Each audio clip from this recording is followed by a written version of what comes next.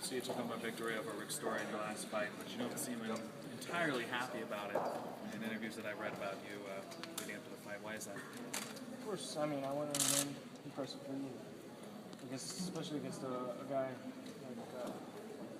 like Rick. He's tough to put away at this level of the UFC. It's really hard to put guys away, and then, I made a lot of mistakes, starting with my weight cut. I had that weight cut and then made some mistakes in the fight, so I live and learn. So.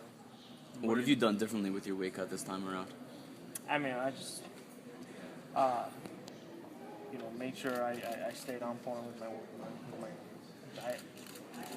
Kelvin, when we talked in Indianapolis, I asked if you wanted a ranked opponent, and now you are ranked. Has it changed your mindset at all? No, not at all. Not at all. I got one mission in mind, and that's to one day, wear that belt. I don't know how long it's gonna take. I don't care how long it's gonna take, but one day, that's my mission to make it. And how do you kind of veer from that diet last fight, and now you kind of corrected some mistakes you made? To be honest, I don't know. I don't know what I did wrong in my last diet. But I remember about 2 weeks out, my weight was coming down, and then about a week out, I just kind of hit a plateau. And it was hard to get off that plateau. And I don't know what I did that week. So it's not about cheating too much, or no. going to fast food? No, I just hit a plateau. I'm not sure, your body just hits the limit, I guess. I don't know. But you're still working with Mike Dolce, right? Was there a McDonald's run during that plateau by any chance? No, not at all. Are you? Do you think it's just a reflection of the fact that you're still pretty young and your body's changing? Could be.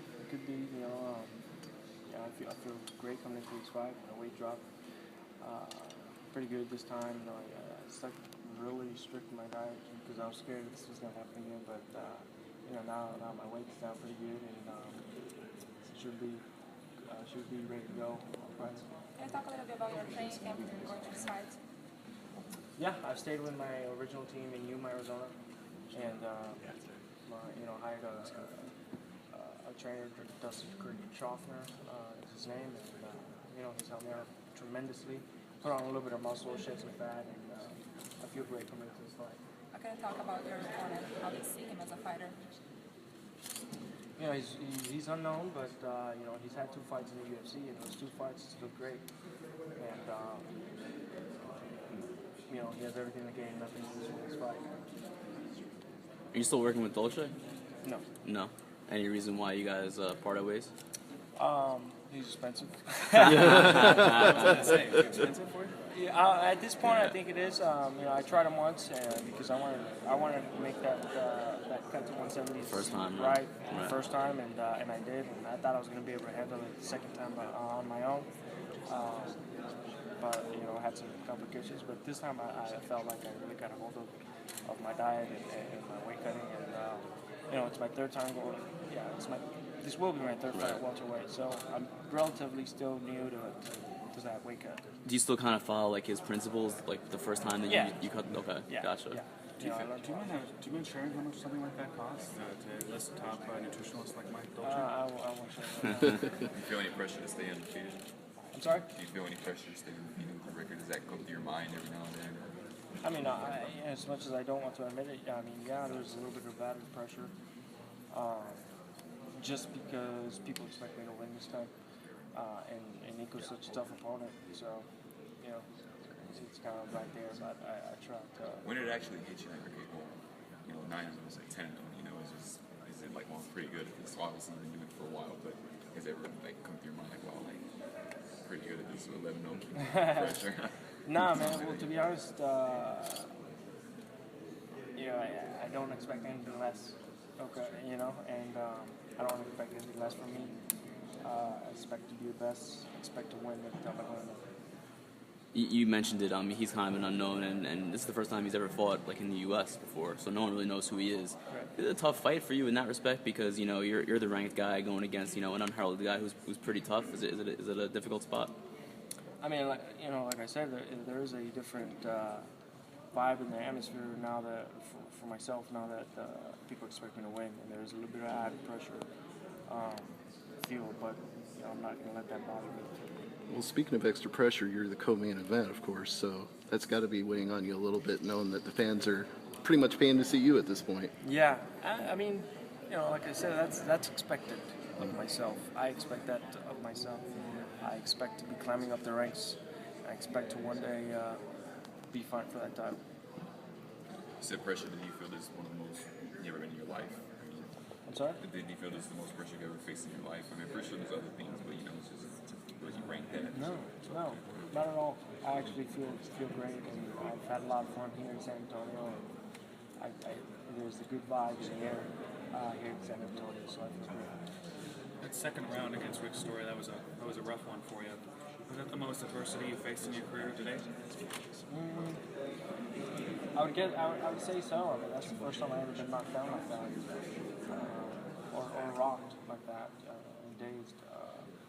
He hit me clean, and I was clearly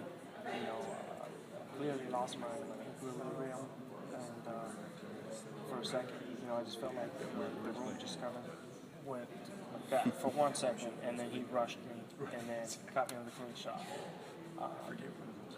So yeah, I would say it's the most adversity I've faced inside the octagon so far. You remember round 3 at all? I remember the fight. Right. Did you take any lesson from that in terms of, making sure that doesn't happen again? Oh yeah, absolutely. Like I said, there's a lot of lessons that I learned in that fight alone.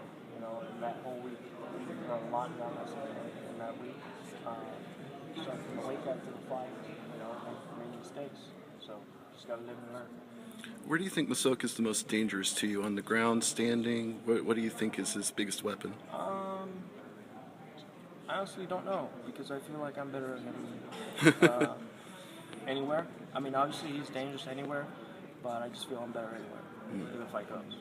Obviously, you're focused on Saturday, but UFC is going to Mexico November. Huge card. First time they've ever gone there. Yeah. You probably want to be on that card, right? Oh, absolutely. Yeah. I am 100% completely focused on Masoke, and but if everything goes as planned, I can't help but be excited for that Mexico card. Sure. Granted, you stay healthy and 100%, you come out victorious. Would you be willing to step in, per se, if someone else just got injured? We had Hector Lombard and just had to drop out of a fight. Would you be willing to step in, per se, against a Matt Brown or a Robbie Lawler if you got the call? If you come out victorious? Absolutely. I heard a quote one time. You don't go when you're ready. You go when it's your turn. So if they call me up and it's my turn, I'll go. What's up with the facial hair, man? What's that baby face? What, you guys don't like it? No, it's a good look. It's a good look. It's a good look. Thank you. Just trying to change it up a little bit. See what the people say. So far, I've had a good reaction. You get carded too many times at bars? Just to grow it? Yeah. Believe me, I know all about that. Yeah. Random left field kind of question. What's 30 years old look like to you? 30 years old? Yeah. What do you see yourself 30? Man, hopefully champion by then. And I don't know. We'll see. All right. Fair enough. Thank you. Cool. Thanks, guys. Appreciate it. Thank you guys. Yep, thank you. Appreciate it. Go.